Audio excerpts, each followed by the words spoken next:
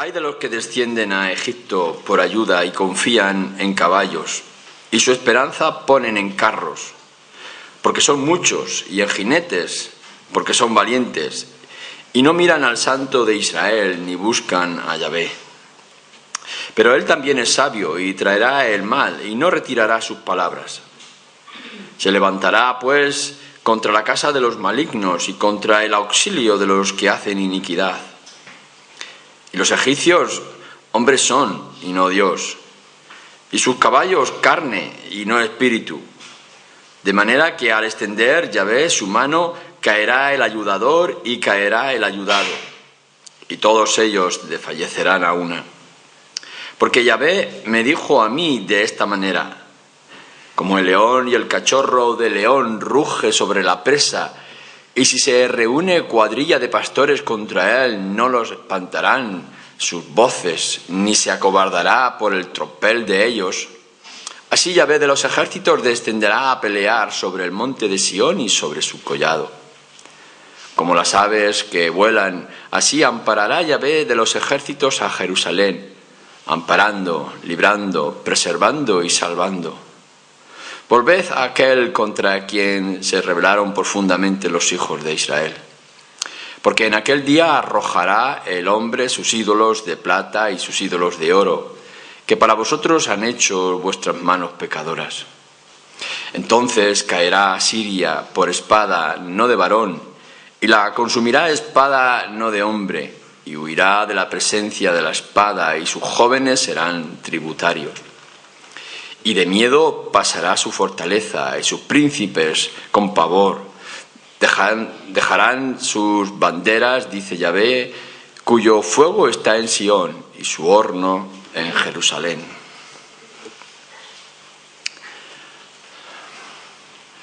No sé si habéis sido capaces de recordar de la última vez que estuvimos viendo en el profeta Isaías y el orden, la aplicación o introducción que estábamos haciendo en esta sección. Si recordáis, es toda una sección que está en conjunto entre los capítulos 28 al 35, que son los mensajes en sí proféticos, y los de 36 al 39, que es lo que se añade como historia y que está relacionado con todo este acontecimiento. Por tanto, si miráis en vuestras Biblias y leéis desde el capítulo 28 hasta incluso el 39, todo ello, o casi todo ello, está haciendo referencia a un solo hecho histórico que se estaba dando en aquel momento y del cual más adelante, 36-39, tendría que escribir Isaías. Acontecimientos históricos que vosotros también podéis leer en Crónicas y podéis leer en Segunda de Reyes en particular. Se nos dice que Judá está siendo amenazada para ser invadida por Asiria, con su rey a la cabeza, que se llamaba Sennacherib, y quieren venir y quieren invadir y tomar Jerusalén en particular. Tal es así que llegará un momento en que el ejército asirio va a rodear la ciudad. Ante esas amenazas está la tentación del pueblo de Judá, con su rey Ezequías, ser tentado e ir a Egipto y comprar mercenarios para que vengan y les ayuden. En medio de toda esta contienda y toda esta tensión bélica de conflictos, aparece en medio el profeta Isaías trayendo este mensaje que después podemos ver aquí escrito. La ayuda no está en ejércitos, la ayuda no está en Egipto. Lo que está ocurriendo es por causa de vuestro pecado. Esto que está viniendo aquí, dice Isaías, es para vuestra humillación, para haceros recapacitar. Y por tanto la ayuda no viene de ejércitos, de caballos, de número, de fuerza, sino que vendrá otra vez del Señor, y esto implica un arrepentimiento y un volver a Él. Ahora bien, esta situación no es definitiva, sencillamente es para avergonzar, porque yo soy Dios que proteja a mi pueblo, al menos en este tiempo. Y nos dice que Sennacherib después tendrá que huir, se tendrá que marchar porque no podrá haber, no se le va a permitir invadir y atacar Jerusalén. Sí, el pueblo va a ser humillado y el pueblo tiene que arrepentirse y tiene que reconocer. Si recordáis, en el capítulo 28 decíamos que habría diferentes ayes. ¡Ay de ti, Jerusalén! Y lo hemos visto en el capítulo 28, versículo 1, lo hemos visto en el capítulo 29, también versículo 1, en el versículo 15, en el capítulo 30, en el 31 y ahora tenemos en el 31. ¡Ay de los que descienden a Egipto por ayuda! Todo está combinado en esos mismos mensajes que se repetían. Lo que tenemos en el capítulo 31, entonces, es como una especie de conclusión o de resumen. En realidad, todo lo que está diciendo el 31 es lo que ya se ha estado diciendo del capítulo 28, 29 y 30. De alguna manera no hay ninguna noticia nueva, sino lo que está haciendo es recordarles o quizá traer el mismo mensaje en diferentes contextos. Mi visión o mi idea de la situación es esta. Isaías ha estado en medio de los nobles de Jerusalén, en medio de la gente importante, trayendo el mensaje que ha venido de parte del Señor: no confiéis en Egipto, confiar en el Señor, que Él es el ayudador. Pero también es un mensaje que ha repetido en diferentes lugares. En estos días, cuando tenía que ir a diferentes sitios a traer un informe acerca de la obra en España, quizá durante 14, 16 veces he tenido que hablar las mismas cosas y a veces me daba temor de que hubiera personas que habían estado en una reunión y pudieran haber ido en otra y simplemente tener que cambiar. Pero era el mismo mensaje, es esencial lo que estaba ocurriendo, lo que el Señor está obrando, pero con diferentes matices, con diferentes retoques. Esto es lo que está haciendo Isaías. Isaías en el capítulo 31 está diciendo lo que en otros lugares, 28, 29, 30, ha estado diciendo.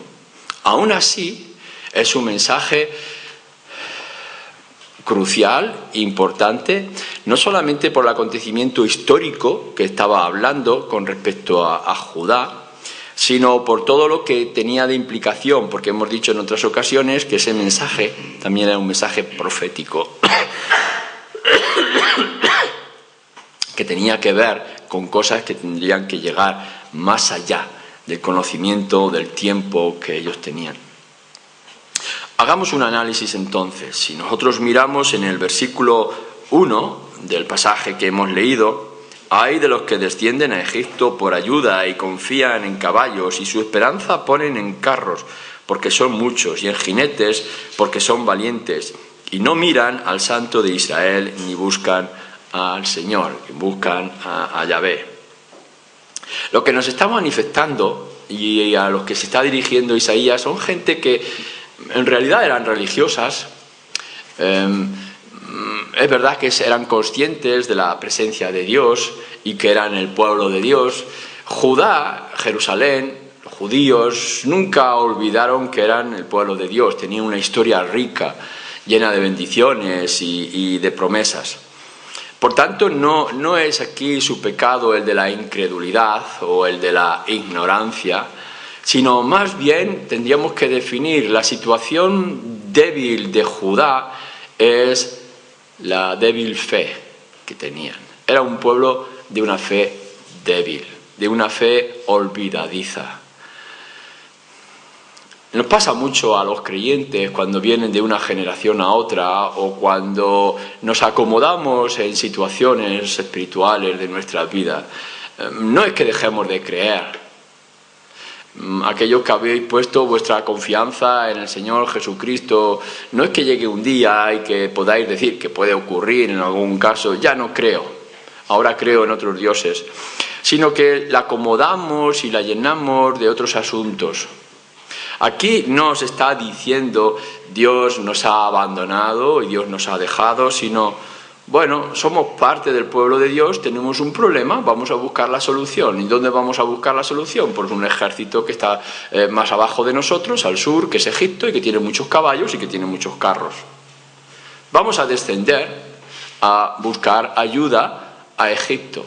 ¿Qué tiene de malo? ¿Qué tiene de malo que ante esta aflicción que viene de parte del Señor o del ejército enemigo, nosotros busquemos ayuda en otros lugares? Pero fijaros bien en cómo lo dice Isaías, que va a tener relación con algo que vamos a decir después. Judá quiere descender a buscar ayuda en Egipto, a buscar ayuda en los caballos. Fijaros que nos dice confiar en caballos, apoyarnos en los caballos. Confían en caballos, en el ejército, en la fuerza, en el poder.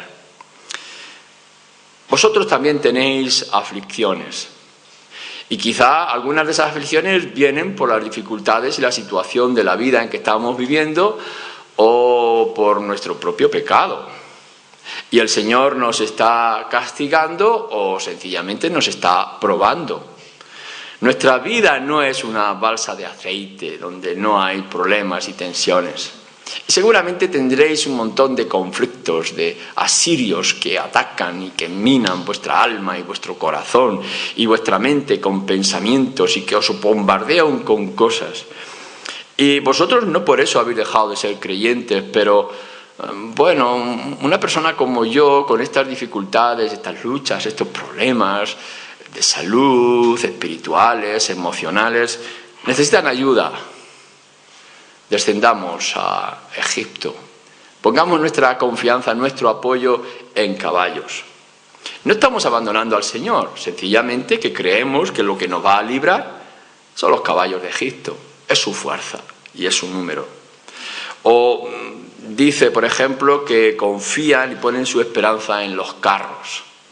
Podemos imaginar el ejército poderoso de Egipto, como era el de Asirio, pero el de Egipto que podía contarse con aquella multitud de gente, jinetes, no es como los ejércitos que pudiéramos imaginar después o de Hollywood en la televisión.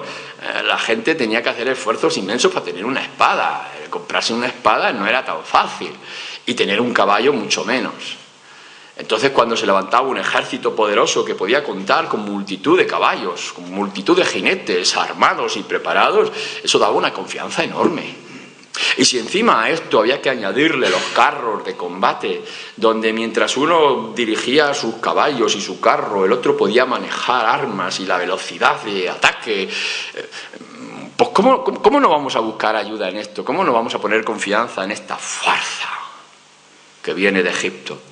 Y si somos capaces de poder comprarlos, de traerlos como mercenarios, entonces sí tendremos alguna esperanza y alguna salida con Asiria. Pero este era un error. Porque nos sigue diciendo entonces Isaías, dice, cuando estéis descendiendo a Egipto y poniendo vuestra confianza y vuestro apoyo en jinetes y en carros, en realidad lo que estáis haciendo, fijaros bien, es no mirar al santo. No le toman en cuenta. ¿Cuántas veces nosotros hemos dedicado nuestro tiempo ante la aflicción y dificultades en mirar las cosas prácticas, el ejército, la fuerza, la sabiduría de los hombres y no en realidad en el Señor? El problema no estaba principalmente en que buscaban otros ejércitos y otra confianza, sino que su fe se debilitaba de tal manera que se sentía más fortalecida con carros y caballos que no con mirar al Señor. Ahora bien, si esto es así, ¿cuál es tu situación real en esta tarde? En tu vida cristiana y ante las cosas que tú tienes que afrontar cada día, ¿hacia dónde miras? Es verdad que busques el apoyo y las necesidades que el Señor ha provisto en tu vida y que ha provisto de gente y de medicinas y de capacidades y de gobiernos.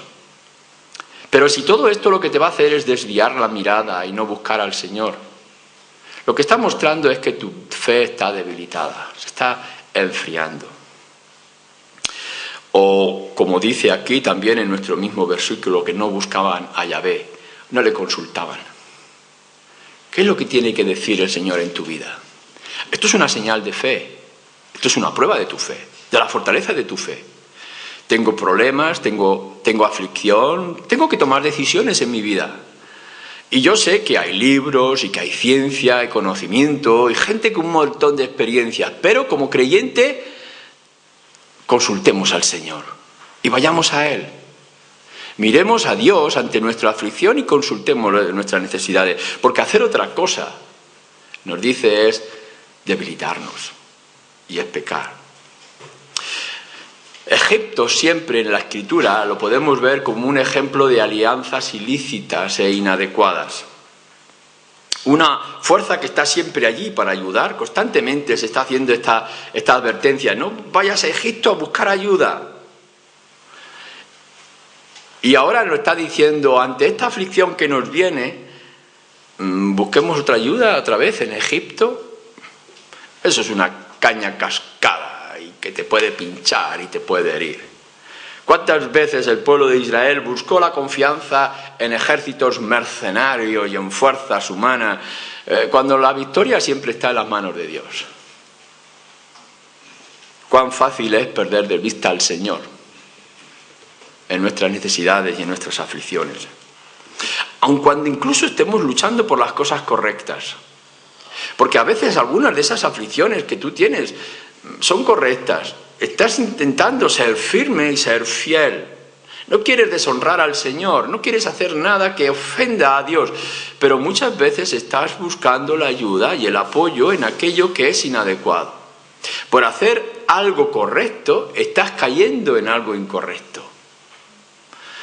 El ser fiel como creyente, ser fiel como persona, ser fiel como padre, como hijo, como esposo o esposa en tu vida, ser fiel en tu honestidad de trabajo, en tu comportamiento diario, en hacer las cosas bien, busca siempre la ayuda del Señor. No buscar, no mirar y confiar o consultar al Señor está manifestando que estás poniendo mayor confianza en las cosas de los hombres.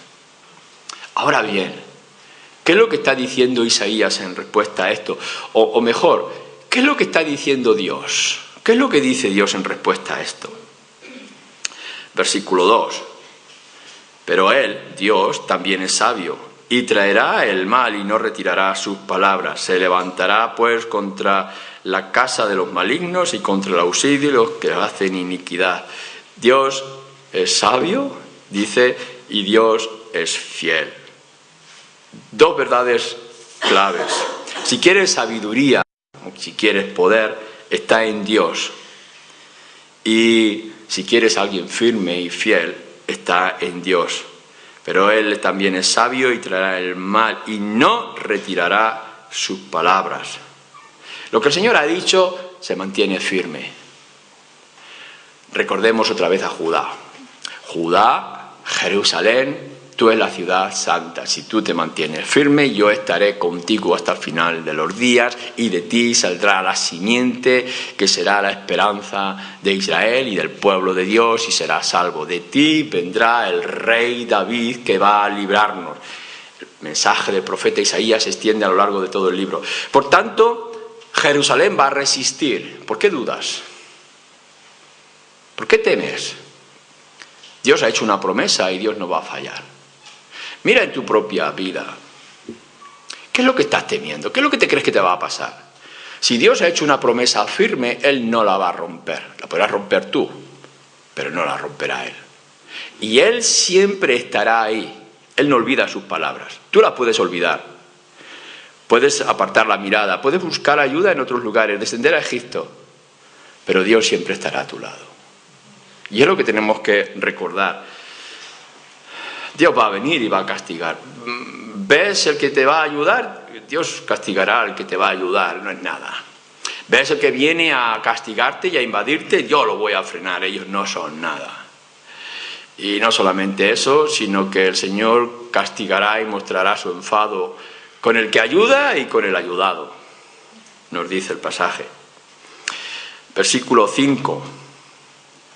Como las aves que vuelan, así amparará Yahvé de los ejércitos a Jerusalén, amparando, librando, preservando, salvando. En este pasaje hemos visto, o podemos ver, una lista de verbos o de acciones de parte del hombre. Judá dice que desciende y aparta su mirada, pone su confianza y su apoyo en el ejército. Pero de Dios también tiene que decir. Dios también va a actuar y va a obrar. Dijo que va a proteger y lo hará. Para mí hay dos claves en el capítulo que estaba tentado al principio de decirlo. A ver si soy capaces de encontrar qué dos claves importantes y hermosas en este pasaje. No lo he hecho, pero aquí están. Una de ellas es esta. Como las aves que vuelan, así amparará Yahvé de los ejércitos a Jerusalén. Dios es como el ave que vuela. ¿Habéis visto la escena del ave que está alrededor de su nido, vigilando y observando? Así es como dice que es nuestro Dios para con su pueblo.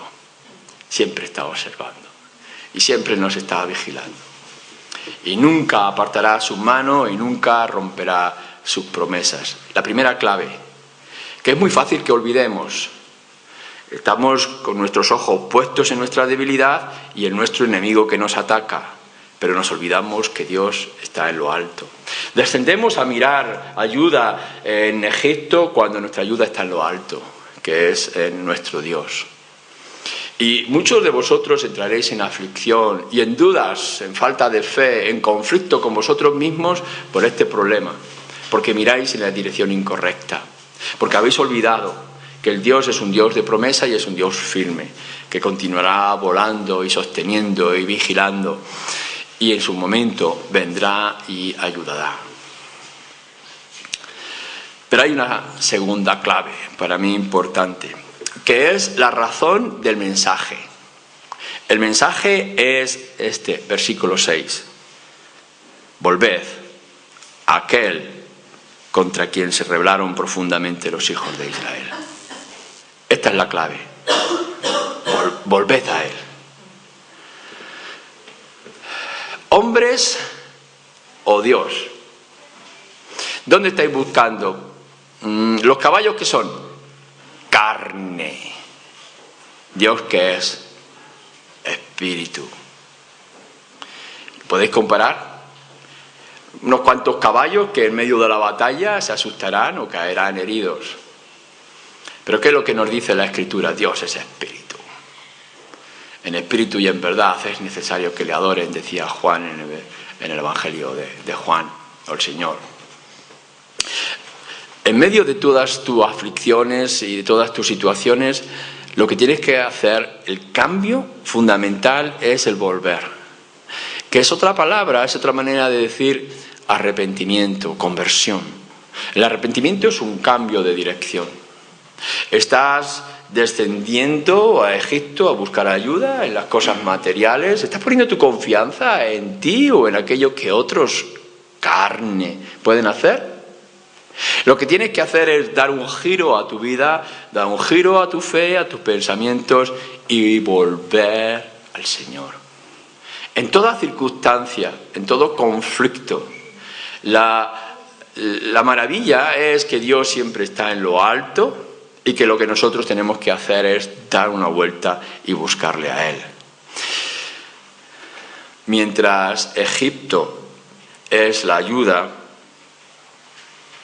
dice versículo 4, porque Yahvé me dijo a mí de esta manera, como el león y el cachorro de león ruge sobre la presa, y si se reúne cuadrilla de pastores contra él, no lo espantarán sus voces, ni se acobardará por el tropel de ellos. Así Yahvé de los ejércitos descenderá a pelear sobre el monte de Sión y sobre su collado, como las aves. Fijaros bien, el problema de Judá es, van a descender a Egipto a buscar ayuda. Pero la solución que viene al problema es que el Señor descenderá a pelear sobre el monte de Sión. La solución no está en que la Iglesia o tú descienda a buscar ayuda. La solución está en que Dios descienda a actuar como lo que es Él, Dios de promesas, y te ayude. No está en lo que nosotros tengamos que hacer, sino en lo que Dios solamente puede hacer. No bajes a buscar la ayuda de hombres. Espera que Dios baje a mostrar su ayuda y su poder. Porque como el ave que está alrededor vigilando y dispuesto a atacar a su presa y a proteger a sus criaturas, así es nuestro Dios. Nuestro Dios es el ave que desciende y el ave que fortalece. Los verbos que nos está citando aquí es que Dios desciende, en contraste a lo que hemos visto antes, para versículo 5, amparar, librar, preservar, salvar. Si cogéis diferentes versiones de vuestra Biblia, las combinan. Yo no sé qué análisis hacen para poder traducir estas palabras. Y si hay alguna diferencia en el original, quizá lo hemos perdido un poco en las traducciones. Pero de todas maneras es un lenguaje poético, donde lo que Dios va a hacer es, porque es un Dios firme, de palabra que cumple, amparar, librar, preservar, salvar. O otros dicen salvar, perdonar, libertar, rescatar, defender. Como el ave que revolotea a su alrededor, mostrando su fuerza y su energía para proteger a sus criaturas. Así lo hace el Señor. Por tanto, no importa en qué conflicto te encuentres, no dudes, no tengas temor. En cualquier momento Dios va a desplegar sus alas y va a venir en ayuda. Lo que se espera de ti no es que hagas cosas para librarte del problema, sino que confíes en Él en primer lugar y te dejes llevar por Él. No pongas tus ojos en el ejército de carne, de poderes humanos. Pon tus ojos en aquel que puede obrar y actuará en el momento adecuado. Versículos 7 y 9 nos trae la promesa de lo que va a ocurrir cuando el Señor descienda y defienda, proteja a su pueblo. Y el pueblo de Dios vuelva a Dios, se arrepienta, dé un cambio y en lugar de descender a Egipto, ascienda a buscar a Dios de lo alto. Entonces vendrá Dios, dice en el versículo 7, y quitará la idolatría. Es curioso que en medio de todo este consejo, un mensaje de Isaías al pueblo de Judá, venga una vez más. No como un requisito para ser bendecidos, sino como una respuesta de la bendición. Cuando venga el Señor, entonces se quitará la idolatría. La idolatría, esos ídolos invisibles que cada uno de nosotros tenemos, lo que está diciendo es en aquellos lugares donde tú estás poniendo la confianza. Idolatría no es sencillamente que seas una persona pagana que adora a un Dios falso en una imagen de estaca. La idolatría es todo aquello que has puesto en el lugar de Dios y en donde tú has puesto tu confianza. Tu juventud puede ser un ídolo. Tu libertad puede ser un ídolo, tu trabajo puede ser un ídolo, tu salud puede ser un ídolo, tus padres pueden ser un ídolo. Pero si nos volvemos al Señor y Él viene y desciende y muestra su gloria y majestad con el pueblo de Judá o contigo, conmigo, con la Iglesia, entonces podremos quitarnos toda esta amalgama idólatra que está en nuestros huesos y en nuestra sangre. Y por supuesto dice que quitará a los enemigos de su plan y los enemigos de su pueblo. El Señor va a cumplir lo que tiene designado de cumplir, no porque tengamos ejércitos que lo hagan cumplir, sino porque Dios lo ha dicho y lo hará. Pongamos el caso de la Iglesia. ¿Sabéis que la Iglesia cristiana va a tener ataques muy duros en el futuro? Nos vamos a encontrar con ofensas y ataques y desprecios. Se nos están comparando a las iglesias con discotecas. Y nos quieren poner las mismas normas que ponen a discotecas, nos quieren poner a la iglesia y cerrar los locales y ponernos barreras y tensiones, y que habrá algunas cosas con respecto a la moralidad y el sexo que nosotros no podremos decir. La iglesia va a ser atacada. ¿Cómo la vamos a defender? ¿Con pancartas? ¿Con manifestaciones? ¿Lo vamos a defender haciendo ruido, descendiendo a Egipto?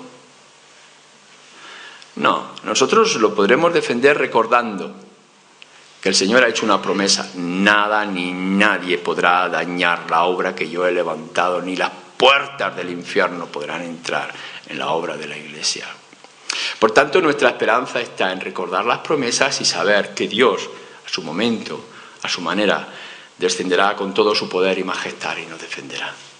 El futuro de la Iglesia no está en nuestras alianzas, en nuestras defensas, en carros y caballos y jinetes de Egipto, sino en ese Dios que revolotea a nuestro alrededor y que no deja escapar ni una sola nota para cumplir su plan eterno, para contigo y para conmigo.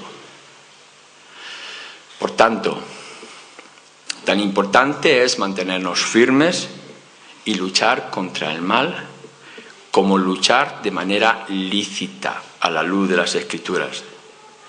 Dios lo que quiere en realidad es más que descanses en Él que el hacer cosas.